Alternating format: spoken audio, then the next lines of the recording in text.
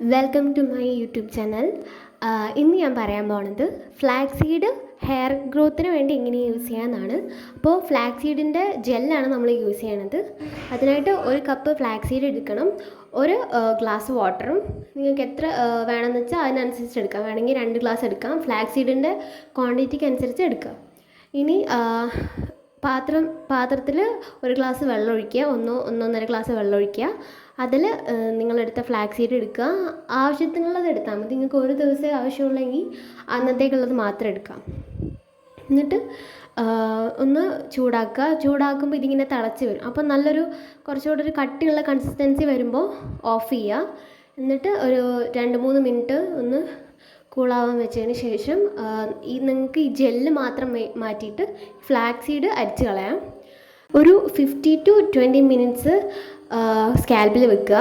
സ്കാൽപ്പിലും ഹെയറിലും നന്നായിട്ട് അപ്ലൈ ചെയ്തിട്ട് 15 to 20 minutes കഴിഞ്ഞിട്ട് വാഷ് ചെയ്ത് കളയാം.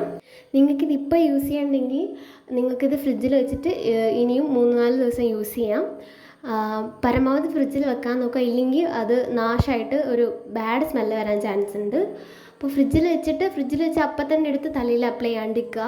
റൂം ടെമ്പറേച്ചറിൽ ഒരു 5 മിനിറ്റ്സ് വെച്ചിട്ട് ഹെയറിൽ അപ്ലൈ ചെയ്യാം. ഓക്കെ ഗായ്സ്, നെക്സ്റ്റ് വീഡിയോയിൽ കാണാം. ബൈ.